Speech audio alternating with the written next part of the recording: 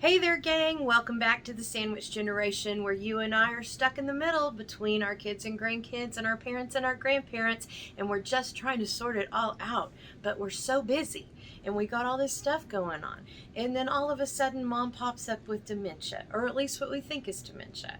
So I want to chat about that today. And I realized that the title of this, Everyone Has Dementia, is a little bit of a gross exaggeration, but I want to give you some facts so you don't have to worry all the time about it. It is not the biggest worry you need to have when your family is their seniors. So first thing I'd look for is things that would make me want to take my parent to the doctor to get a dementia diagnosis. So first of all, remember, dementia is an umbrella term, right? So things that are messing with their memory, things that are messing with them getting lost and things like that, that is an umbrella term of dementia. And yes, you can just have a garden variety, if you will, of dementia. But then there are other things like Alzheimer's. Alzheimer's is a specific disease that has certain characteristics and markers that make us know that's Alzheimer's. And it does have, a path that we've been following for decades, so we can kind of figure it out now. And then there's Lewy body. Lewy body's messy. They usually go real crazy, even though they were just, meek, kind, sweet little people before. That one's kind of painful sometimes. And then you have the one that Bruce Willis has now made famous, the frontal lobe dementia. And think about that. Your frontal lobe, that's where you do things like decision making. And in his case, he has aphasia, which means he can't talk. And so that is something also that is carried in your frontal lobe. So yes, there are specific diagnoses that you can get for specific sorts of dementia. But then you can also get just an umbrella term dementia diagnosis. But when is that important?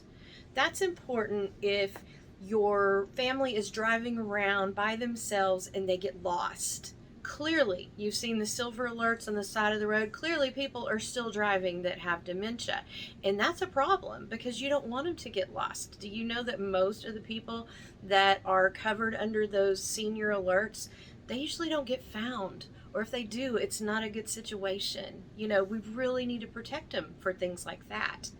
What about if they're looping in conversation, meaning that they sit down with you, oh, hey, I haven't seen you in a while. How are you doing? I just had sandwiches for lunch. Would you like a sandwich too? And then 2 minutes later, they loop back around and they say, hey, it's so nice to see you. When did you get here? I just had a sandwich for lunch. Would you like a sandwich for lunch? And if they're doing that over and over in that loop, that is something that would be concerning enough to me to take them to a doctor. What else? You would also look for that if they couldn't follow through with a thought. And don't get me wrong, my family has a whole history of elderly ladies who called the roll.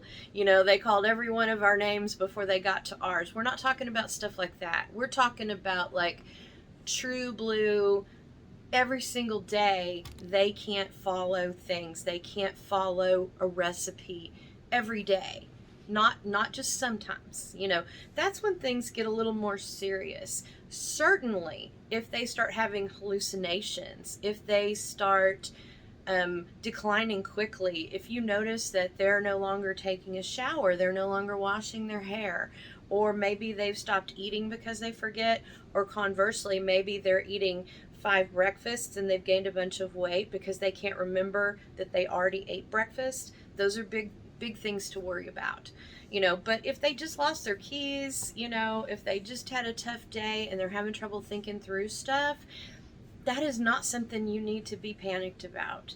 And I know that a lot of people, you have Alzheimer's in your family, and that can be super scary.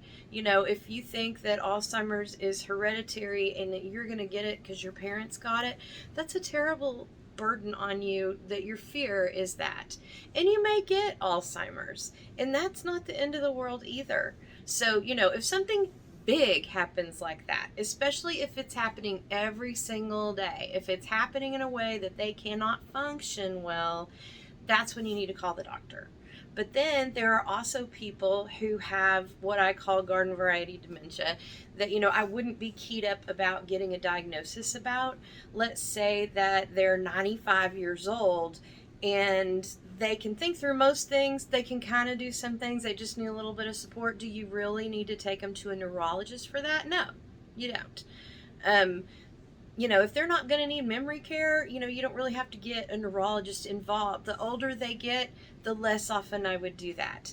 Now, certainly, my own husband, we've talked about it before, he got dementia in his early 50s. That was a huge red flag, right? And just so you know, some of you guys in our sandwich generation are in your 70s because you're dealing with mama in her 90s and you're dealing with people like me that are younger. So in that case, I want to allay your fears. People that are in their 70s, only 5% of those people develop dementia. So yes, everyone's going to get it if you live long enough. Because they fixed everything else. You can get a pacemaker put in, you can have a defibrillator, you can have heart surgery, you can have all kinds of things to help you with other things. And the brain is kind of that final frontier that we haven't 100% figured out yet. And so those are scary things, but it's not the worst thing in the world, especially the older they get. Okay? So if something happens, the younger they are, that's more cause for concern. That doesn't mean they can't live a great life. That doesn't mean, that they need to sit in the corner till they die. That doesn't mean they need to go to memory care. Most people never ever see a memory care, even if they have dementia. And most people that are in assisted living and other kinds of scenarios like that, most of them have at least some forgetfulness. So I hope that allays your fears a little bit. It can also be drug induced. Let's say your mom's on a pharmacy of pills and, this one makes her a little bit forgetful, this one makes her a little bit forgetful, this one makes her this, and you add all those together and now you got a problem. That's something you can sort out with a doctor. But calm down, everybody take a breath. Dementia is not the biggest thing you have to worry about, and if it happens, it is not the end of the world, and we can get through it. So let's do it together. If you ever need me, I'm here. I look forward to talking with you soon.